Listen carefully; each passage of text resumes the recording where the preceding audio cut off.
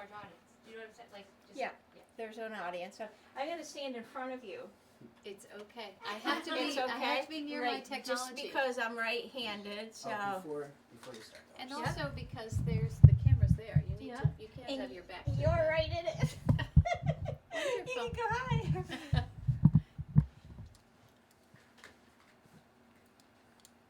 Glasses. No cars, although I shouldn't need these anymore. It's different.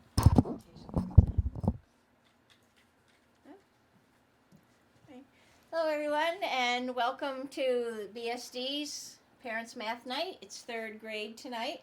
Want to thank Laura Boudreau, our SVSU Director of Curriculum Assessment and Instruction, for helping make this night possible and put it together, and Sally Basacchio, our SVSU Tech Integration Specialist. This is Sally over here. She's the hands behind the computer.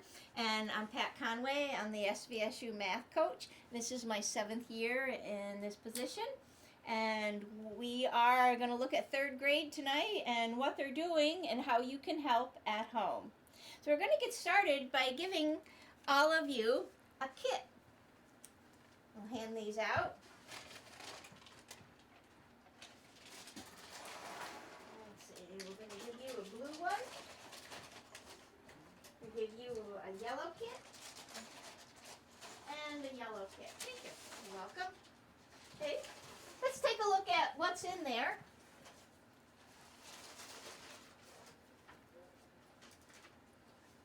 Oh, there's some other things that go. Everything that's in that kit you get to take home with you. However, these things that I'm giving you now, I will need back. Welcome, sir, to our 3rd grade math night.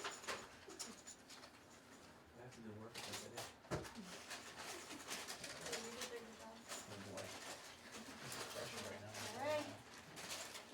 There's some dry erase markers here. I do need these back.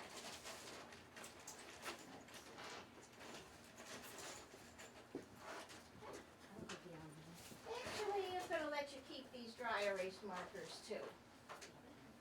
You're welcome.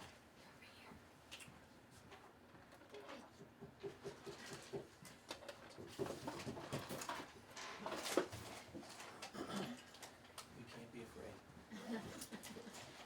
Don't be afraid. No, this is going to be a lot of fun tonight.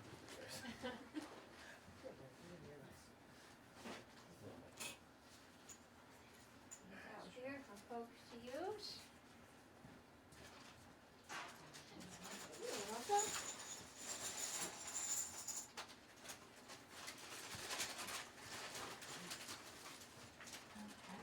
In your kits should have 2nd grade and 3rd grade vocabulary list. I wanted you to have 2nd grade so you can see the words from the year before. To take a look at your list, are there any words on the list that you would like me to discuss or elaborate on? Or the 2nd grade list? Get all the measurement and data from 2nd grade. Now, everything that's on 2nd grade came forward into 3rd grade. At any time tonight, there's a word on the list that as we're talking about the strategies and the models that we're using, anytime tonight that you would like to discuss one of these words or, oh, I saw that on the list, can you talk a little bit more about that, Pat? I'll be happy to do that. So, okay. The other things that are in your bag we will use with the rest of the night, but we're going to get started. We are going to talk about wrapping up strategies for addition and subtraction within 1,000. Notice your place value dice. You have dice for the ones place. Those are your 0 through 9s digit. You have what we call decade dice. Those are your 10s.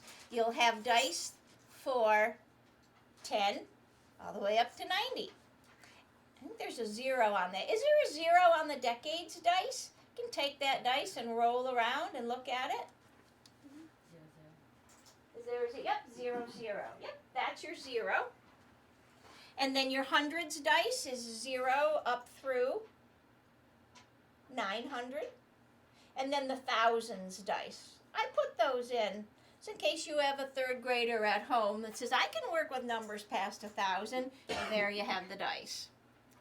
So I said wrapping up these strategies for working with numbers up to 1,000, because that's your first part of the year for third grade. But the practice is always beneficial.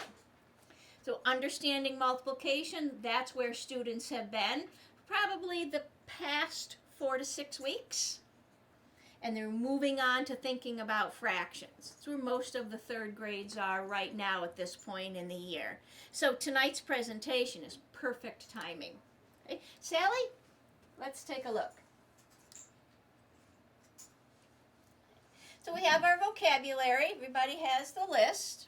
The thinking strategies. We're going to think like third graders tonight. No bringing in your adult skills. You have skills from K1-2 and this far into third grade. That might be why sometimes there's some issues when we help with homework, because we want to bring in those adult skills and the children don't have them yet.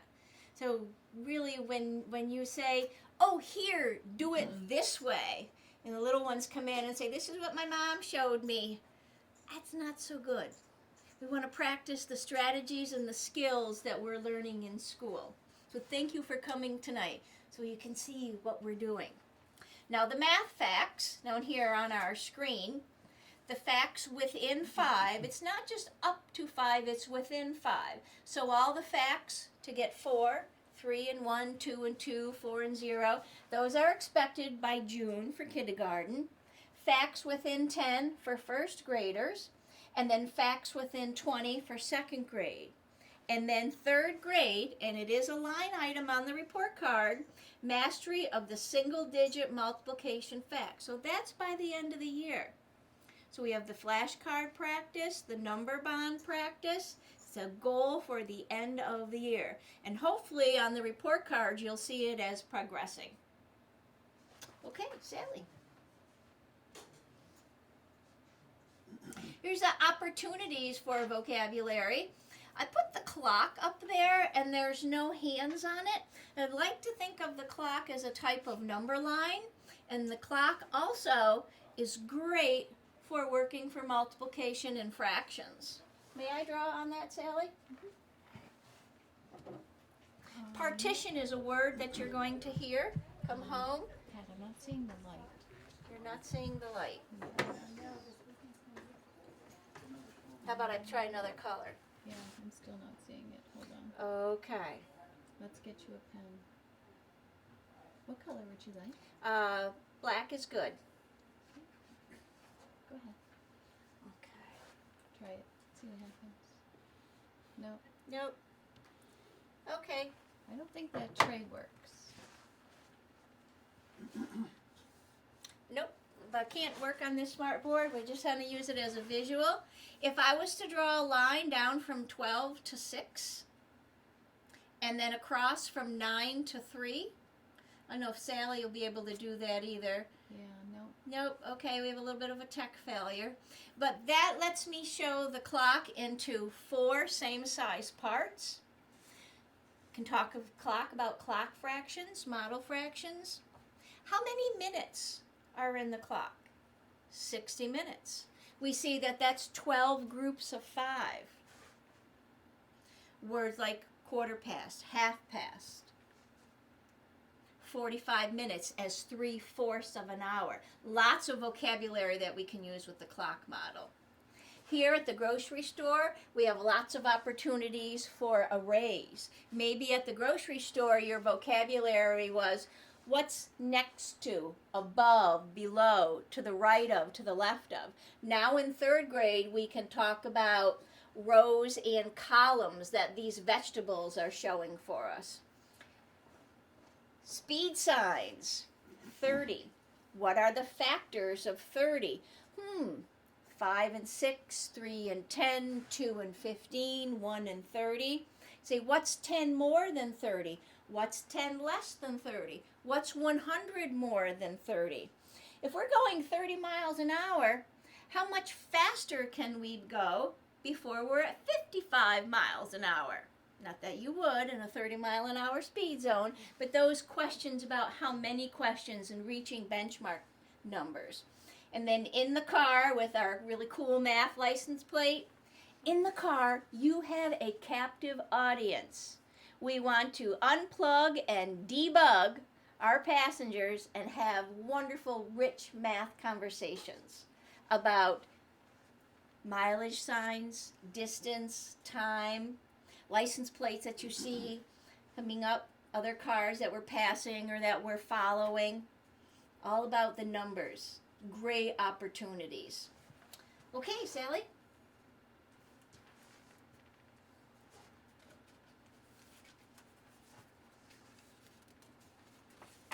These thinking strategies that we're going to be talking about, we're having strategies, not procedures or processes in third grade. So we want children to understand why they're doing the things that they're doing, why they're operating this way with numbers. Okay, Sally, you can start the screen to pull down. We want the children to think conceptually for why we're doing what we're doing, why they're working, how they're working. Okay. Keep going. Next one, please. Okay. Yep. Limit your skills to those of a third grader. I can't say how important it is that you don't say, do it this way. I had a little one come in and say, my mom says this is how we do it in our house. Like, no. No shortcuts. Save those tricks, save those shortcuts. Remember, their experiences are K1-2 and part of third grade. They don't have the adult experiences and the background that you have had. Okay, next one. We're going to teach for conceptual understanding and we practice for efficiency. So practice is not learning. Practice is what we want to get better at.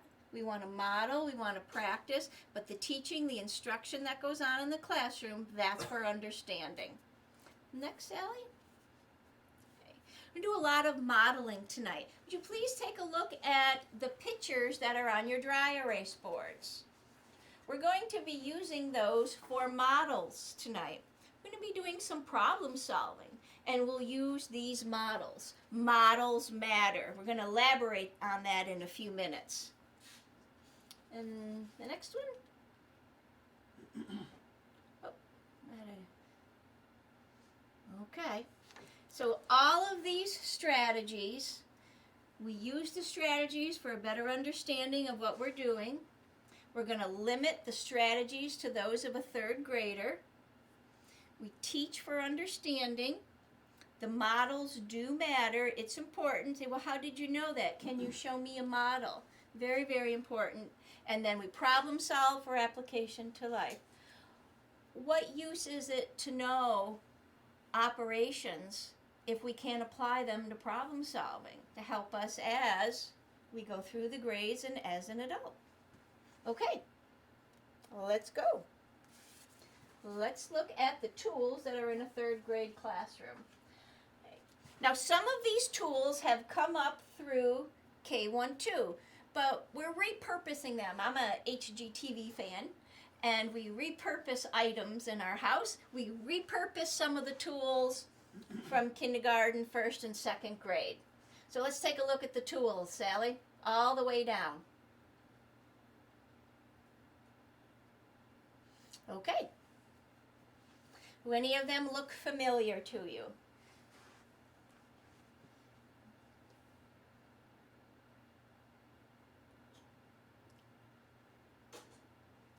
The base 10 manipulatives, those are the units of 1. Then there's 10 units. Put them together, you have a 1, a 10, and a 100. They're green or they're blue. If you came to the K1-2 night, you got some of those in your math bag.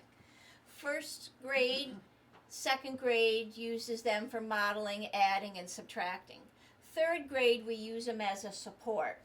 third grade, those strategies within 1,000 is mostly using number lines, open or empty number lines. The base 10-minute manipulatives are a backup. We need to go back conceptually to what we're doing. The 1 penny whiteboard, the dry erase board, that's what you have with the sleeve tonight. Dice and spinners, you have those. Place value dice in front of you is take home. Number lines, there's a number line on your dry erase board. It's an open number line. There are no marks on it. The number bond for fact fluency, we're going to look at those. And then the models. Arrays, open arrays, area models, bar models, and tape diagrams. We'll look at all of those tonight. Okay, and we're going to start with number bonds. These are the number bonds, and oh, I can't write on it, can I? Oh my goodness. Okay, the arrow points to the whole, and in second grade, hi, come on in. Just watch out for the microphone. Here we go. First and second grade use number bonds. Okay. All right. Sally says she's going to try and fix that. Thank you for the bag there. Yep. And one that has an eraser on it, that would be wonderful. Here we go. So these number bonds, first and second grade, they used them mainly for adding and subtracting to show the relationship, the whole and the part and the part. And the arrow always pointed to the whole number. I don't want to say what the answer was, but what the total was. Third grade can use number bonds for multiplication facts, for practicing that, or in having an unknown factor. Okay. While Sally fixes that for us, tries to fix that. It's all set. Yes? Yep. Okay. Oh, good. All right. So let's see. 420. This is a multiplication number bond. So third graders would be asking themselves, 4 groups, how many in each group gives me 20? So the unknown is here. If this was an addition or subtraction number bond, then it would be, well, I have 4. What do I put with it to get 20? So with your practicing your facts at home, make sure that you know beforehand whether it's a multiplication or an add-subtract type of number bond for how the number bond is being used. And the number bond can point in any direction.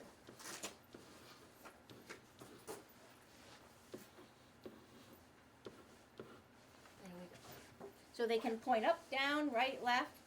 But again, important for number bonds, are they a number for adding and subtracting relationship, or is it a multiplication relationship? Okay. Now if we go to the next screen, are these numbers going to stay, or?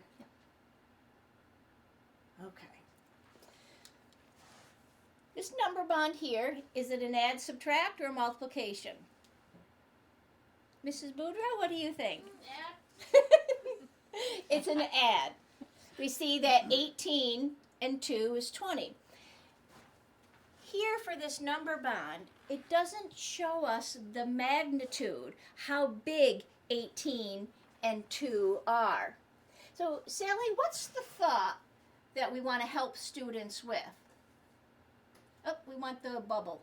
Oh, that's right. There we go. Here's a bar model. So this bar model, it helps the children to see the magnitude, the size of 18 and 2. So these bar models, you'll be seeing these more and more and more. They're part of the Common Core thinking, and they are a model that's used quite a bit in our Go Math program that we have in all of our elementary buildings and at the middle school. And this is a number sentence. I'm looking at some of our SBAC problems that are coming up. You might see the language as an addition sentence or an equation. All three are used interchangeably.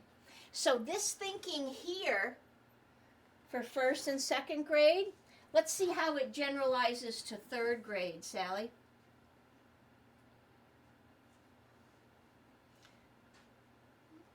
Okay. Can everybody see that?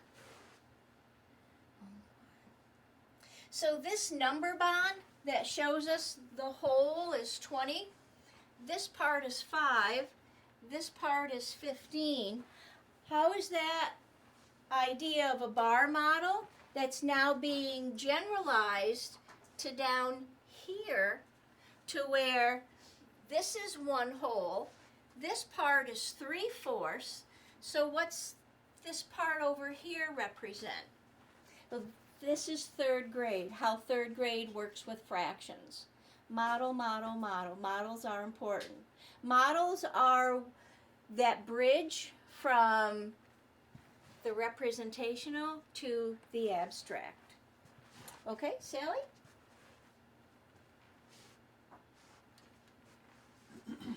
Learning about multiplication by using models. Let's take a look underneath the red bar. 3 groups of 4 counters are 12 counters. Okay, you've all got counters in front of you. I would like you to make 3 groups and put 4 counters in each group. Now, what we would do in the classroom, we might help students be organized and say, here's your 3 groups right here. Is there anyone that would like a plate to put their groups on? You're all right. How are you doing over here, Jim? You've got 3 groups and 4 in each group. Good job.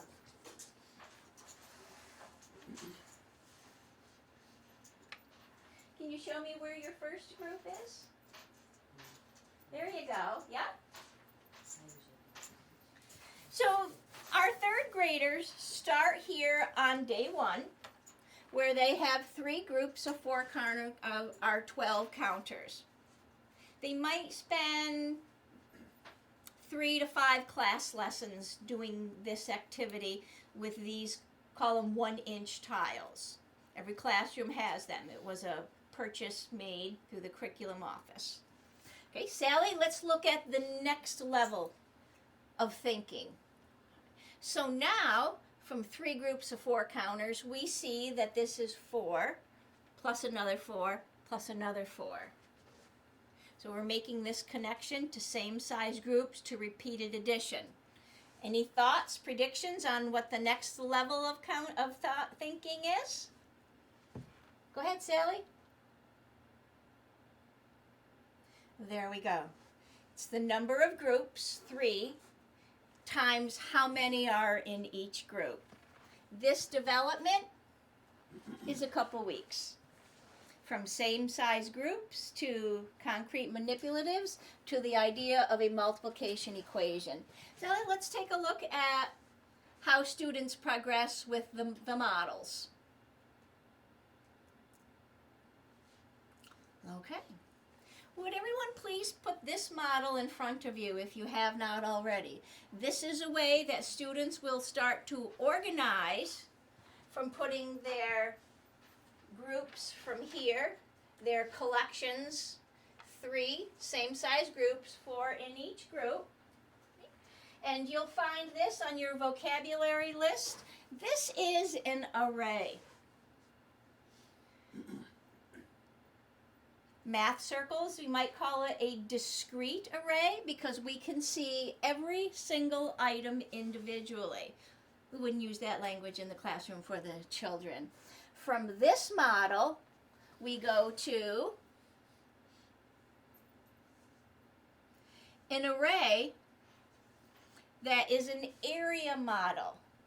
Would you please push together your tiles so there are no gaps and no overlaps? Because if you were finding the area of your rug, the area of the room for your rug, you wouldn't want any gaps in there. You want the rug to cover the entire surface. So with the area model, we don't want any gaps or overlap.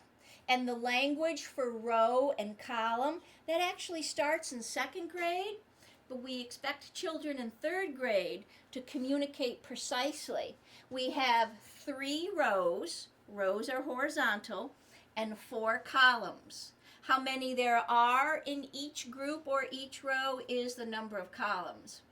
So we go from an array model that's discrete. We see each individual item to an area model. We still see the rows and columns. And then our last model, this is an open area model. I think you have grid paper on the back. Can you turn over your wood penny whiteboards and take a look at the back? Did I put grid paper in there? Okay, yeah. So students would draw, we would ask them to outline an array that has 3 rows and 4 columns. If they outline 4 rows and 3 columns, you say, oh, that's okay. No, it's not okay. There are still 12 square units, but it's not the same model. This is a model for 3 times 4. A model for 4 times 3, we would want to turn that. It's a different model. Okay, Sally, let's take a look at the next page, please. The number line models, we do relate to the open area models that we just saw. Okay, yep. Okay. This number line has tick marks on it, just like the tick, that the little bug. And we can put any numbers that we want on there, but we want the spacing to be sequential, to be even. Can I write on this? Okay. If I mark this as 0, and I start counting by 2s, then I have to continue that. I can't switch that off. It's interesting that when I ask students, is 5 on that number line? And they say, no, 5 isn't on there. They, well, if it was, where would it be? And they'll look and they have to think really hard that, well, 5 was right there. So 5 does live on the number line, but it's not shown. So yes, there is a 5 there. So number lines are great for modeling. Let's go down further, Sally.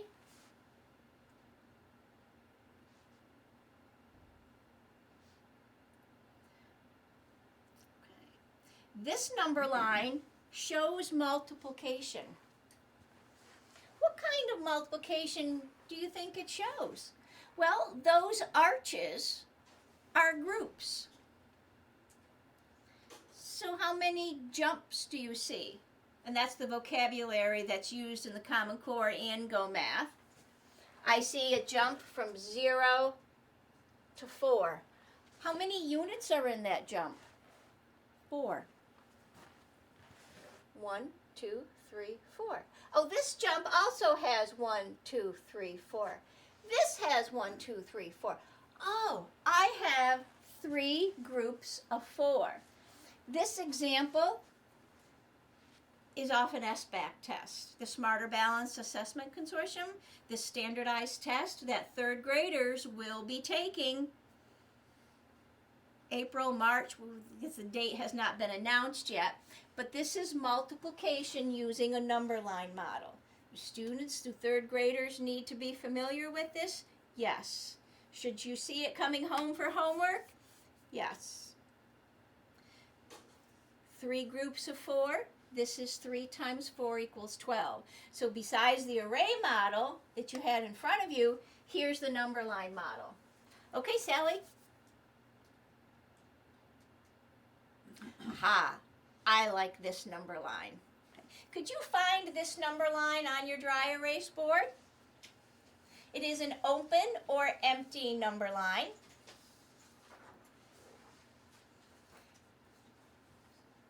Did you get one, Ms. Boudreaux? Yeah, you got one? Okay, Mr. Law, did you find yours? Okay. Now on this number line, students have been using an open number line for showing adding and subtracting with whole numbers. This has been their bridge to an abstract for different strategies. In multiplication, we're using it to show the groups here. Let's back up off of multiplication for a minute and use this number line to do a problem for adding and subtracting. Would you please pick up your 1s, 10s, and 100s dice? The 1s, the 10s, and the 100s. We won't use the thousands. Okay, everybody got those? Shake them up. And when you roll them, you undo them on the table so they don't roll all over. Okay, write down that number. Yep, you can write it on your dry erase board. And let's see. I'll use Mr. Law's number. Mr. Law, what number did you get? 492. 492. Okay, roll your dice again. After you wrote down your number, yep. Your number would be, oh, you don't have any hundreds, so your number is just 74. Yep, yep, roll again.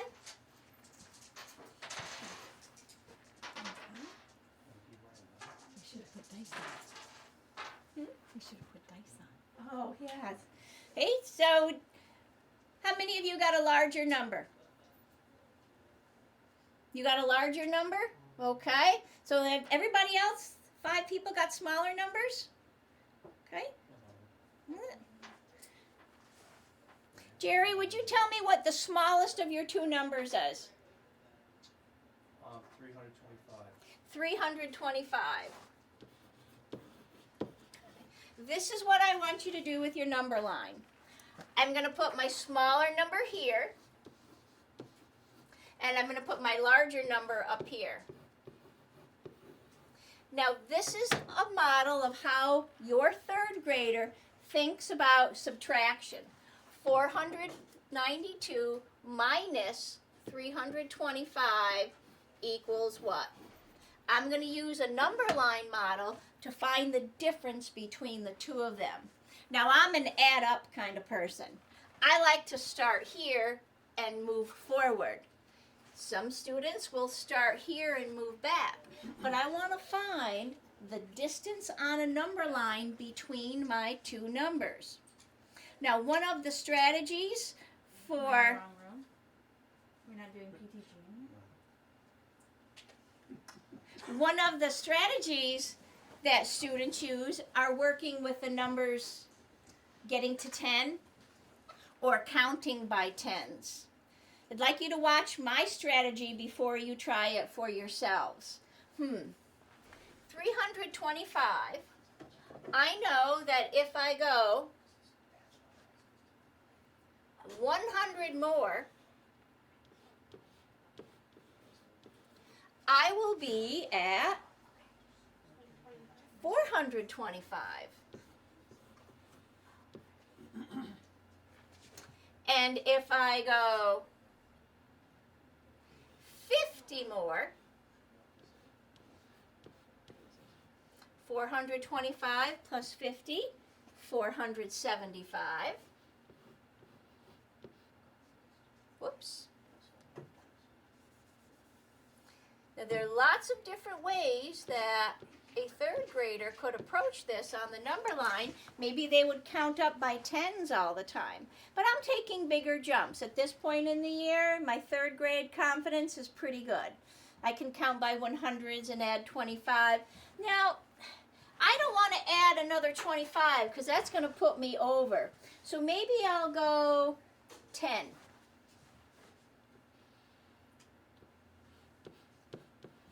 Now I'm at 485. Oh, 485 to 92. Oh, I know, that's 7 more. Now I can look at how far I had to go to get from 325 to 492. 100, 150, 160, 167. So the distance between my 2 numbers is 167.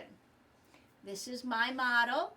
I did jumps on an open number line. And yes, this is what 3rd grade does. And I know you want to say, here, do it this way. We're going to cross out the 9 and make it an 8. And then we're going to be able to make that 2 a 12. And so no, no, no. We're not doing that.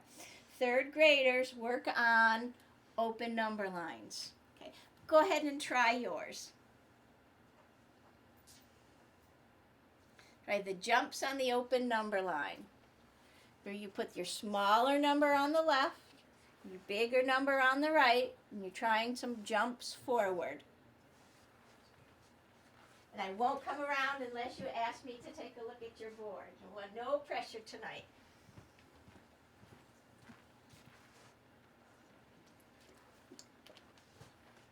Except for Mr. Law and Mr. O'Connor. What's that? Now, when you were I'm in trying the... to think like a third grader. You're thinking like a third grader. Is it efficient to make jumps of 1 each time? No. I see a lot of students would want to get to 330 and then make jumps of 10, but that's also a lot of jumps. At this point in the year for third grade, I would encourage bigger jumps. How we doing? Does anyone want to look or share or comment? No? Yours was pretty easy. You went from 503 up to 907, 100, 100, 100, 100, and then 4. Beautiful. Yep. Nice job. I like to deal with hundreds and fifties, so I went up to 400 first. Okay. Yep. And then 50. And then 50. Have you seen number line work like this? Come home. Good job. Good. I'm glad to hear that. So, okay, Sally, let's move on. I think we got some more models to look at. Oh, fraction as numbers. Fractions. That's my wheelhouse. I love to work with fractions.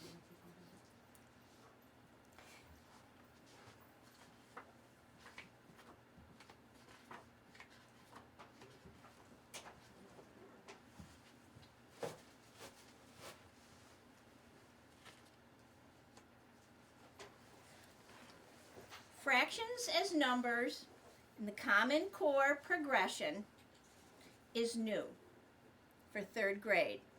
Up to this point, first grade and second grade have only had fractions as a part of a whole. They've had the vocabulary halves, half of, a third of, fourth, a fourth of. But they haven't had any notation. Any notation that they've seen for fractions has been outside of the classroom if we're following the Common Core standards. So Sally, let's start taking a look.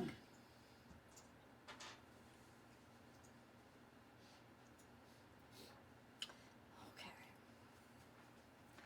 Don't say it out loud, but think to yourself how you would say this number. We tell the kids to try this out on your math lips. Say it inside your head.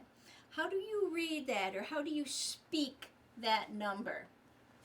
That number is a model over here of what we see. Hey, does everyone have it in there? Have you said it to yourself? Okay. Sally's going to magically have some ideas of what you could have said to yourself. Now, there's only one of those up there, and I'm always prepared to defend this, that is 100% completely acceptable, and it's what I want you to say when you're working at home with your third grader. It's not 1 out of 4. That's ratio talk. That's for 6th grade. 1 out of 4, you're thinking of 4 wholes and you're looking at one of them. That's a comparison. 1 over 4, oh, I had third graders take the pledge today that they promised to never say 1 over 4 or 1 over 2. That's where the numbers live. They are denominators and numerators. And in the spirit of the Common Core, I am reteaching myself to talk about the denominator first. Because the denominator, what's the denominator? It's not the bottom number of a fraction. The denominator is how many same size parts the whole is divided into. 1, 2, 3, 4. Here's an open model. If this is the size of one of the parts, then the other 3 are going to be the same size. And I'm considering one of them, so that's why 1 is shaded blue. So 1/4 is the correct way to speak and talk about that number. Okay, Sally?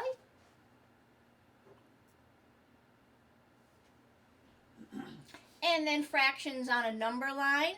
We compare the number line model to the bar model. It's as if the bar was shrunk up really skinny. It's 1 unit.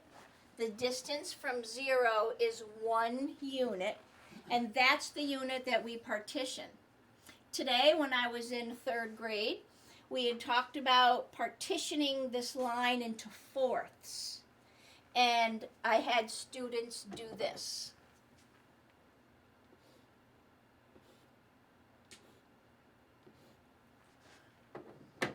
They were very pleased with themselves.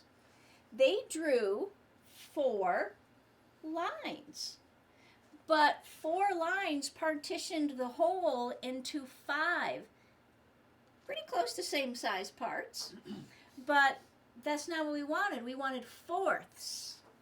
So I need to have 4 same size parts, and we had a big discussion about, is it always going to be 1 less line than the number of parts you want? And we didn't say if it was or wasn't. We said we're going to talk about that as more as we go on. But yes, it is. We can tell you that here tonight. So we partition in a number line. We see that this is 1/4, and another 4th, and another 4th, and another 4th. Just like we did the jumps on the number line with whole numbers, we work with fractions. Now, 3rd grade is all about, yep, Sally? Partitioning. I think that's a word on your list, partition.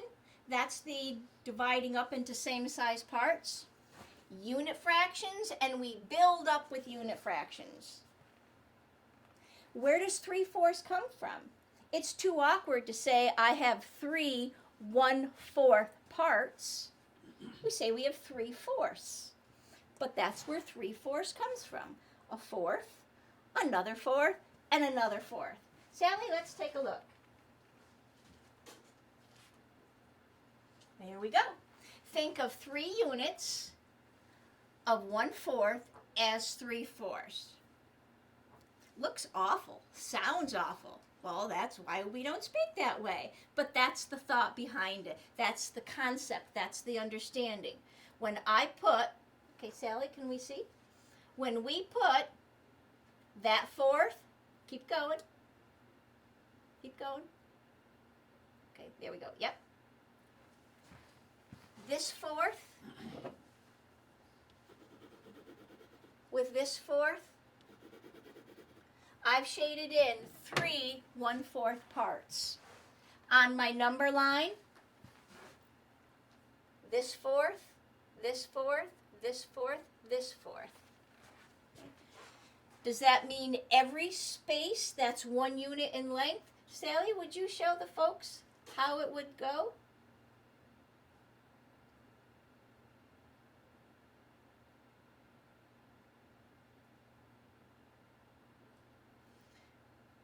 Okay, and you can stop there. Yeah. I'd like you to count fourths with me. From 0, we have 1/4, 2/4, 3/4, 4/4, 5/4, 6/4, 7/4, 8/4. I'm going to stop right there. 8/4. 8 1/4 from 0 is the same distance as 2 whole units. See the connection that we make? This is called a fraction greater than 1.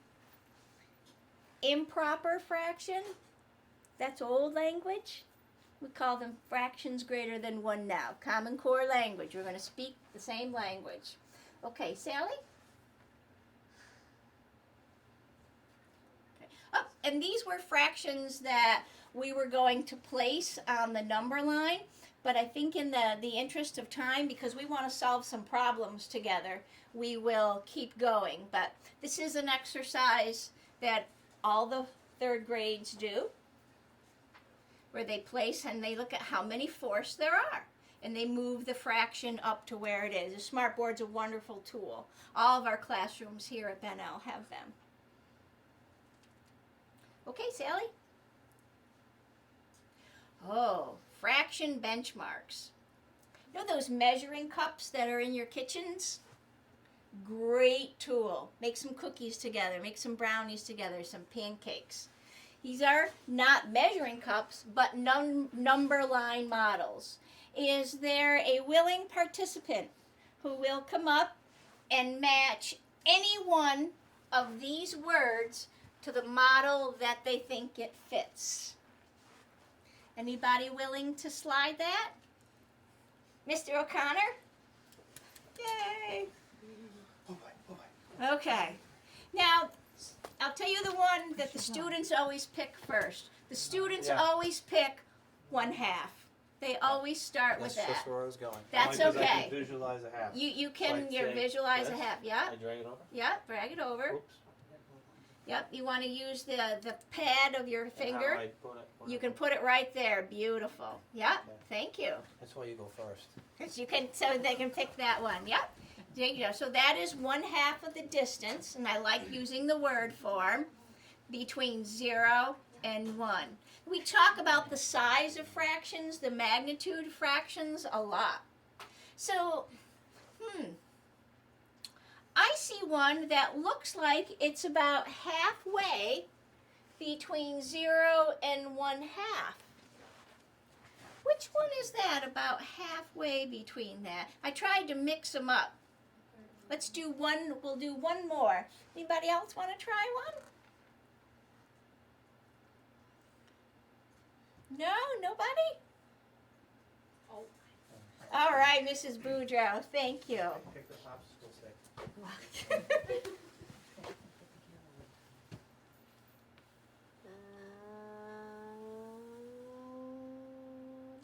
Yep. Great job, thank you. Yep, 1/4. So we would match those. And students could have a handout like this with open area models, like you have there. We could have it with number lines, and it just slides into those plastic sleeves, and they can draw lines on it and connect them. Matching is one of the types of multiple choice problems that are going to be on the SBAC test that students will be taking pretty soon. Okay, Sally, let's see what's next for us. Okay. Oh, we've got some problems to solve. Okay, good. These are 2 third grade problems that I took out of their book. Let's see.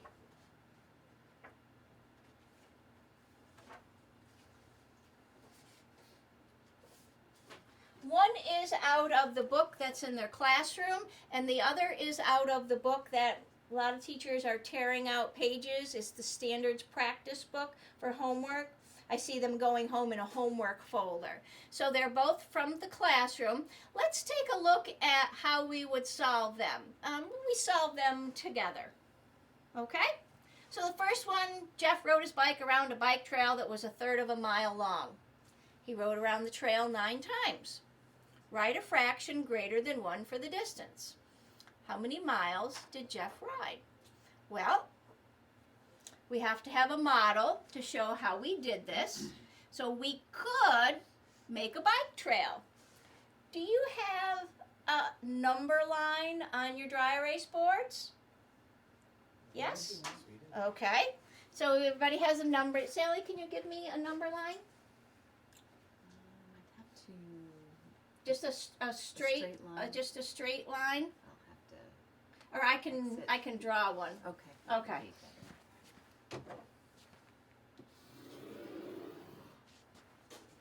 So that's my bike trail. I'm going to start at 0, and I'm going to have 9 loops around this trail. How far is each loop? Each loop is 1/3 of a mile.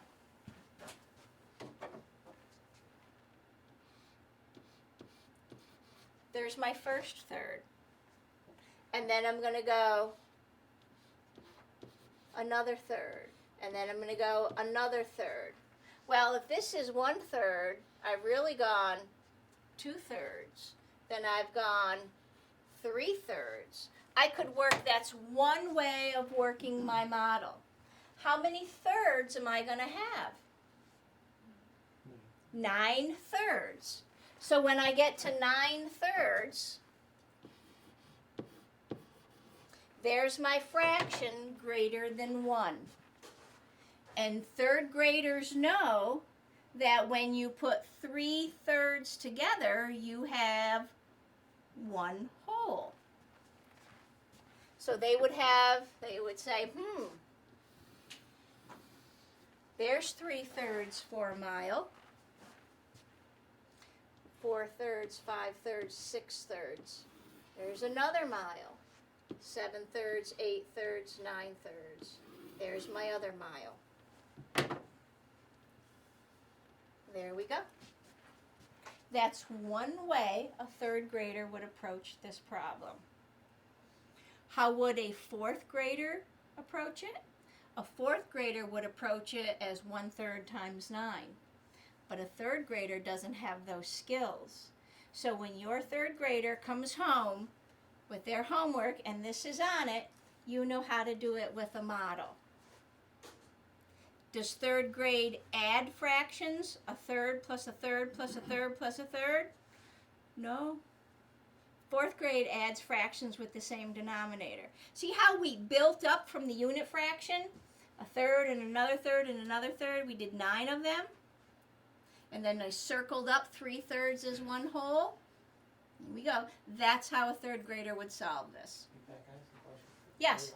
How would you model and determine that 3/3 equals 1? Did you use that through the model above it?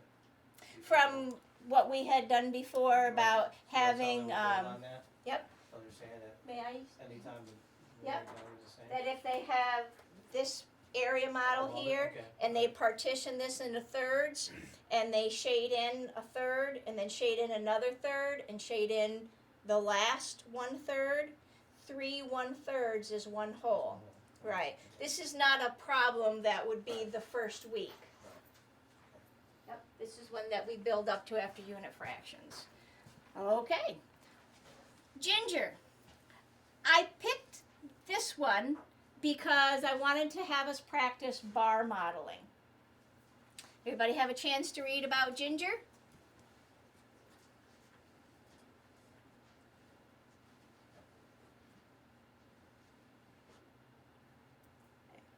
Are we ready?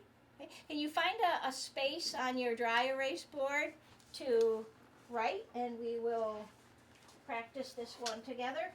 Find Ginger here.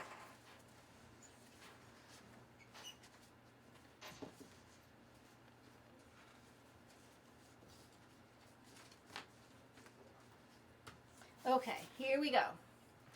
She has 3 boxes of markers. Okay, that's information I'm going to hang on to. I know she gave 6 markers to her sister, and now she has 18. So let's do a bar model.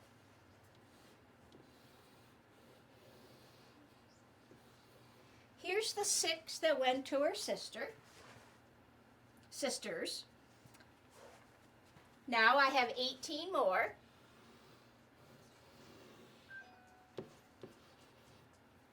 And I would expect third graders to show that the part that they're doing as 18 is larger. If they show them the same size, I would have a question about understanding the magnitude. Now, I know that these markers were in 3 boxes. So underneath your model,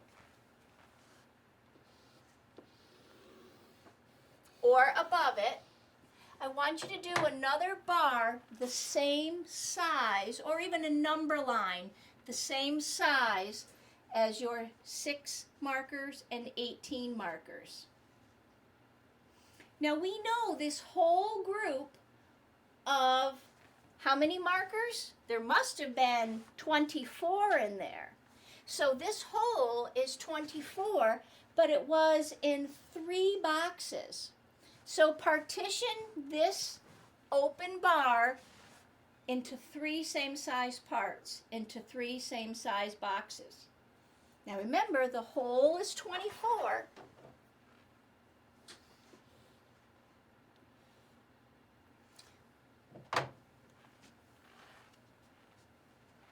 So if the whole is 24,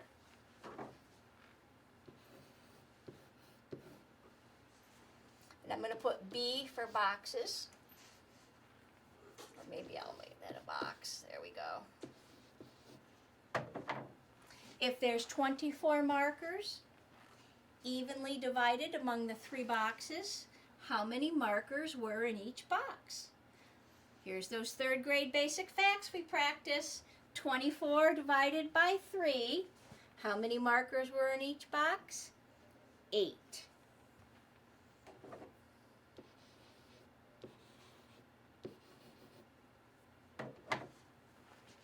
That's how a 3rd grader uses a bar model to solve a problem.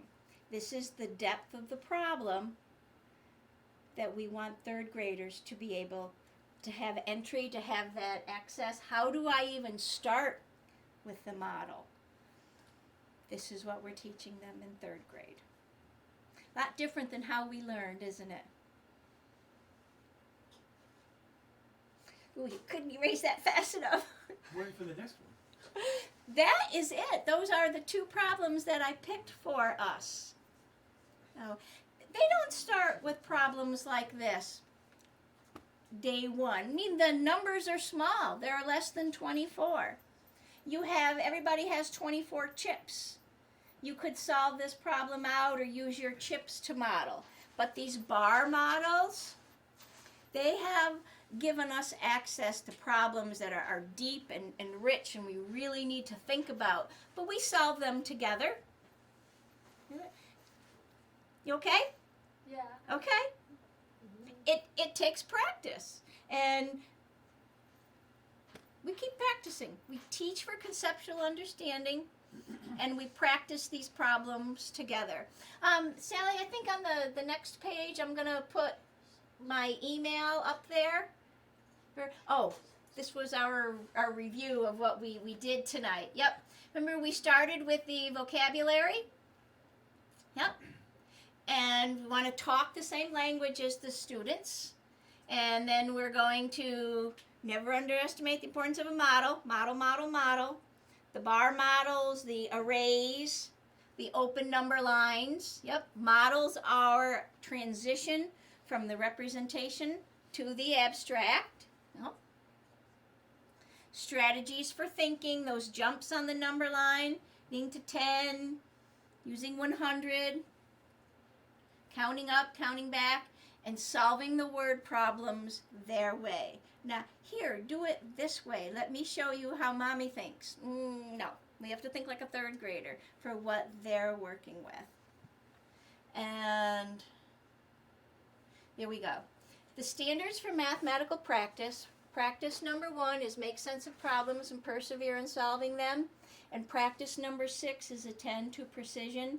That's the communication piece in the vocabulary. There are actually 8 math practice standards in the Common Core. The same 8 in every grade, K to 8th grade.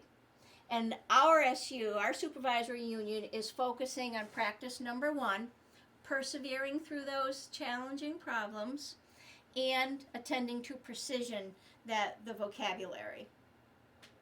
So, thank you for coming tonight. I'll put my email up here, and I check my email at least 2-3 times a day. I'd be happy to talk about any of the problems or issues. I do support the Common Core. I think it's a fantastic document, the way the learning has progressed.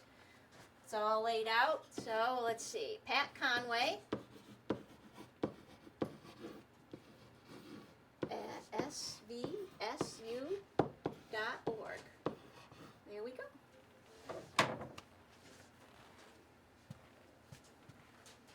Thank you. Yep. Very And much. Thank you can keep the chips, keep the dice, the 1 penny whiteboards, and please keep your markers.